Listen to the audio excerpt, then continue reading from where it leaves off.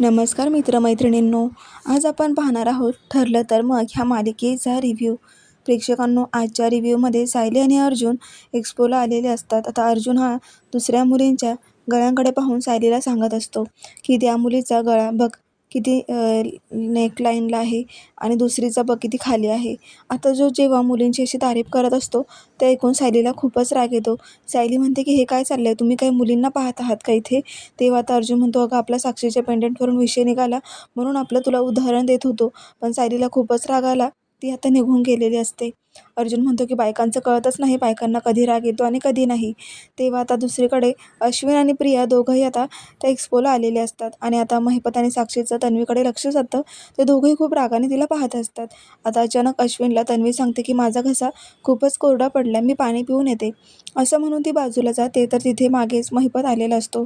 महिपत आता तोच पाण्याचा ग्लास तन्वीच्या हातामधून घेतो आणि बळजबरीनेच तिला असं एकदम पाणी ढोस, घे पाणी पी, अजून पी, असं करून जोराजोरात तिच्या घशामध्ये तो ग्लास आता कोंबत असतो. तेव्हा आता तन्वी रडायलाच लागते आणि म्हणते की काय करते, माझा जीव घेत आहे का? तेव्हा आता काय तू तर फोनवर काय म्हणाली होतीस, ते एक्स्पोला सुभेदारांचं लहान जोडपं येणार नाही, मग तो अर्जुन आणि सायली इथे काय करताय? तेव्हा तू एवढा मोठा प्लॅन केला होता ना, खूप हुशार काय सांगत होतीस ना फोनवरती, मग काय झालं? कसे काय टपकले ते इथे? तेव्हा आता तो अर्जुन आणि इथे जर काही राडा केला ना तर बघ हा तन्वी, मी काही तुझाच बदला घेईल असा आता अर्जुन आणि सायली विरोधात महिपत बोलत असतो आणि तन्वीलाच धमकी देऊ लागतो. त्यावेळेला तन्वी रडत असते आणि म्हणते की माझी तर अशी अवस्था झाली आहे ना. त्याच वेळेला अश्विन तिच्या येऊन खांद्यावर हात ठेवतो आणि म्हणतो की तन्वी काय झालं, कोणाची अवस्था? तेव्हा ती म्हणते की माझीच आणि कोणाची, घरी बघितलं आईला बरं नाही आहे तरीसुद्धा म्हटलं सुभेदारांचा मान ठेवावं म्हणून इथे एक्स्पोला आली, तर घरी आईची पण काळजी वाटते आणि इकडे असं. तेव्हा आता अश्विन म्हणतो काही काळजी करायची गरज नाही आहे तन्वी, आपण थोडेच वेळ राहणार आहोत. मग त्यानंतर आता अर्जुन पुन्हा सायलीला शोधू लागतो आणि सायलीला अजून काही राग गेलेला नसतो. तो म्हणतो का झाला का, गेला का तुझा राग? तेव्हा सायली म्हणते जा ना मुलींना बघा, हे बघा ती मुलगी बघा किती सुंदर आहे. मग दुसऱ्या मुलीकडे बोट करून सायली असं म्हणत असते की ती पण फारच छान आहे. अर्जुन म्हणतो की मला दुसऱ्या मुलींची काय गरज आहे, माझी बायको इतकी सुंदर असताना मला बाकीच्या मुलींशी काय करायचंय? मी तर फक्त साक्षीच्या त्या पेंडंटबद्दल बोलत होतो. मग आता तो सारखं सॉरी सॉरी म्हणत असतो. मग म्हणतो की माझी बायको राग आल्यावर किती सुंदर दिसते ना, आई मेलो मी, असा तो आता नाटकं करायला लागतो आणि मग सायली पुन्हा एकदा त्याचा राग विसरून लाजूनच हसत असते. तर पुढे आता त्यांना आता साक्षी दिसते आणि मग ते दोघं विचार करतात की आपल्याला आता निघायला पाहिजे, पण ही समोरच आहे तेव्हा काय करायचं? मग आता साक्षी पण त्या दोघांनाच पाहत असते. मग आता ह्या तन्वीला हिऱ्याचा हार खूपच आवडतो म्हणून आपण त्या स्टॉलजवळ उभं राहू आणि मोठ्या मोठ्याने आता सायली अर्जुनला म्हणत असते की अहो तो हिऱ्याचा हार बघा ना, अहो 30% डिस्काउंटवाला आहे, म्हणजे आपल्याला याच्यावर डिस्काउंट आहे तर आपण घेऊयात का? अर्जुन म्हणतो हो चल ना. पण सायली म्हणते की अहो मला हिऱ्याचा हार शोभेल का, चांगला दिसेल का, फक्त बघू आपण, नाही घ्यायचा मला. असं म्हणून ते फक्त टाईमपास करत असतात की जेणेकरून तन्वीचं लक्ष विचलित होईल, कारण तन्वीला त्या हिऱ्याचा हार खूपच आवडतो आणि आधीपासून तिला ज्वेलरी आवडते हे सायलीला माहीत असतं, म्हणून तिचा हा प्लॅन असतो. मग आता साक्षी ते दोघांचंही बोलणं ऐकून म्हणते की अरे बापरे, हिऱ्याचा हार मला तर खूप आवडतो आणि मला शोभूनही दिसेल, मग मीच आता त्या स्टॉलवर जाते, असं आता साक्षी ही तन्वी विचार करते. आणि मग सायली आणि अर्जुन तिला सुकंडी देऊन तिथून जाण्याच्या मार्गावर असतात. तेव्हा आता आपल्याला जायचं आहे तर आपण चैतन्याला सांगून तरी जायला पाहिजे, असं दोघंही विचार करतात. आणि मग आता चैतन्याला अर्जुन आणि सायली भेटून सांगतात की आता आम्ही दोघं निघतोय, तेव्हा इकडची कंडिशन तू सांभाळून घेशील ना, काही प्रॉब्लेम तर होणार नाही ना, आणि झालाच तर आम्हाला फोन करून नक्की कळव. असं म्हणून आता चैतन्य सांगायला लागतो की हो व्यवस्थित जा. आणि ऐका, त्या महिपाच्या घराबाहेर दरवाजाच्या खाली एक कुंडी आहे, त्या कुंडीच्या खाली चावी ठेवलेली असते, ती घ्यायची आणि लॉक उघडून आतमध्ये जायचं, ठीक आहे? तेव्हा अर्जुन म्हणतो की हे तुला कसं माहिती? तेव्हा चैतन्य म्हणतो की आता इथे ते पण सांगत बसू का? मग आता तो सॉरी सॉरी म्हणून चैतन्य आता अर्जुन आणि सायलीला जायला लावतो. तेव्हा आता कुठे सायली आणि अर्जुन निघालेले असतात.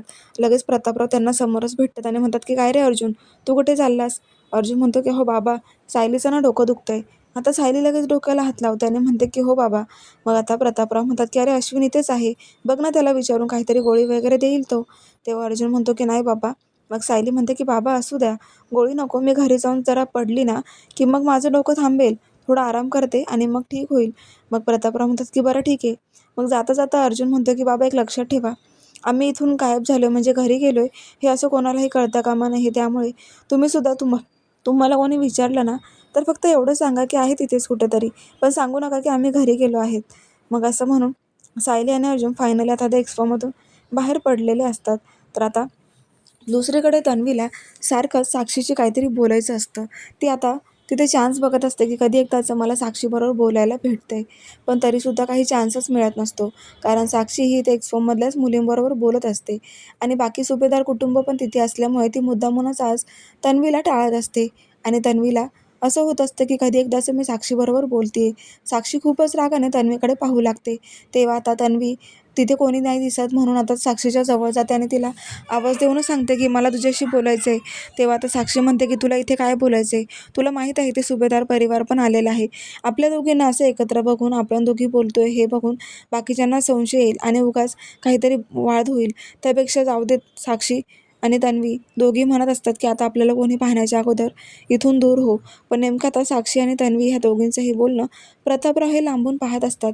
त्यांना समजलेलं असतं की तन्वी अजूनही साक्षीची खूप जुनी आणि जवळची मैत्रीण आहे हे त्यांना समजून जातं. दुसरीकडे रविराज घरी येतात आणि ते पाहतात तर घरामध्ये कुंड्या कोणीतरी ठेवलेल्या असतात आणि अस्तव्यस्त माती अशी पसरलेली असते. तेव्हा ते म्हणतात की अरे, ही माती आणि घरामध्ये ह्या कुंड्या घरात कोणी आणल्या? तेव्हा हा सगळा प्लॅन नागराजने केलेला असतो. कारण प्रतिमाची एकदा मी चांगलीच खिल्ली उडवलेली आहे, म्हणजे माझा पहिला प्लॅन सक्सेस झाला. भले ते सायली आणि अर्जुन एक्सपोला गेले, पण मला याचा फायदा झाला की मी ह्या प्रतिमाचा अर्धा मेंदू अजूनच कमी केला आहे. दुसरीकडे आता सायली आणि अर्जुन महिपालच्या घरी पोहोचलेले असतात. पण समोरच सिक्युरिटी असल्यामुळे त्यांना काही सुचत नसतं की आता आतमध्ये जायचं कसं. तेव्हा सायली खूपच घाबरते आणि म्हणते की आज काही आपलं जाणं होणार नाही वाटतं. तेव्हा अर्जुन म्हणतो की घाबरू नकोस सायली, थांब. तो एक दगड उचलतो आणि एकदम विरुद्ध दिशेला फेकतो. त्या आवाजाने सिक्युरिटी पळतच आता बाहेर निघून जातो. त्याच वेळेला सायली आणि अर्जुन गेटवर चढून उड्या मारून आतमध्ये येतात. आतमध्ये आल्याबरोबर त्यांना चैतन्याने सांगितलेली खूण लक्षात येते. त्या कुंडीमध्ये पाहिल्यावर त्यांना खरोखर चावी मिळालेली असते. मग सायली म्हणते की उघडा आता दरवाजा. पण अर्जुन म्हणतो नाही, थांब सायली. आपण जर ह्या चावीने दरवाजा उघडला तर ह्या सिक्युरिटीला लक्षात येत की लॉक कोणीतरी उघडले. त्यापेक्षा आपण मागच्या साईडने एक खिडकी आहे. जेव्हा पहिल्यांदा चैतन्याने मी असाच एक प्लॅन करायला इथे आलो होतो, त्यामुळे माझ्या लक्षात आहे की एक खिडकी त्यांची ओपन असते. चल मागच्या दिशेला, असं म्हणून ते मागे जातात. इकडे आता हा नागराज सुमनला विचारतो की काय गं, बागकाम तूच करतेस ना, मग ह्या कुंड्या तू आणल्यास का? सुमन घाबरते आणि म्हणते की नाही हो, मी आज तर गेलीच नाही. मग आता प्रतिमाला रविराज आवाज देतात आणि म्हणतात की प्रतिमा, तू आज बागकाम केलास का? ह्या कुंड्या तू आणल्यास का? तेव्हा प्रतिमा घाबरते. ती म्हणते की अहो, मी रूममधून बाहेरच आली नाही. तेव्हा नागराज म्हणतो की वहिनी, अहो काल तुम्हीच गेला होता ना बागेत. तेव्हा प्रतिमा म्हणते की गेली होती, पण काल मला बरं होतं, आज मला बरं नाही आहे म्हणून मी बाहेर गेलीच नाही आहे. तेव्हा नागराज म्हणतो की अहो वहिनी, तुम्हाला आठवत नसेल, नीट आठवा, तुम्ही गेल्या होत्या बाहेर. तेव्हा रविराज पण म्हणतात की प्रतिमा, अगं इतकं हायपर व्हायची काय गरज आहे? तुला नॉर्मली विचारतोय की तू आणल्या का एवढंच सांग. प्रतिमा म्हणते की पण मला आठवतंय मी रूमच्या बाहेर आलेलीच नाही आहे, म्हणजे हा कुंड्या मी आणलेलाच नाही आहे. पण प्रतिमाचा खूप संताप होतो, कारण नागराज, रविराज तिला असं म्हणतात की अगं तुला काही काही गोष्टी नाही आठवत, झालं असेल चुकून, असू दे ना. घरात कुंड्या आणली म्हणून काही कोणी तुला फासावर देणार नाही. पण निदान मान्य तरी कर, तुला नाही आठवते का? असं तुला आठवत नसेल, असं म्हणून प्रतिमा खूपच चिडते. तिला खूप वाईट वाटतं की माझ्या मेंदूवर नक्की काय परिणाम होतोय. दुसरीकडे आता साक्षी आणि तन्वी दोघीही म्हणत असतात की आता ह्या गडकरीचे इथे काय काम आहे? सुभेदारांचं ठीक आहे, पण हा गडकरी कशाला त्यांचा चमचा बनून इथे फिरतोय काय माहिती. तेव्हा तन्वी म्हणते तेच ना, तो एक जोरू का गुलाम, बायकोचं ऐकायचं, बायकोचा गुलाम, आणि त्यांच्यामध्ये हा चमचा चैतन्य गडकरी. तेव्हा त्या चैतन्याला नावं ठेवत असतात साक्षी आणि तन्वी. तेव्हा आता त्या दोघींचं बोलणं प्रतापराव इथून ऐकून घेतात. प्रतापरावने त्या दोघींना एकत्र बोलताना पाहिलेल्यामुळे त्यांना खूपच राग येतो आणि ते आता तन्वीचे एकदम निगेटिव्ह विचारांबद्दल विचार करत असतात. तर पुढे आता साक्षी आणि तन्वी, साक्षी खूपच हसत असते तन्वीवरती आणि तन्वी तिला सांगत असते की अगं माझा प्लॅन मी केला तर होता, पण नाही झाला सक्सेस, त्याला मी काय करू. पण असू दे ना, इकडे काही होणार नाही याची काळजी आपण दोघी घेऊयात.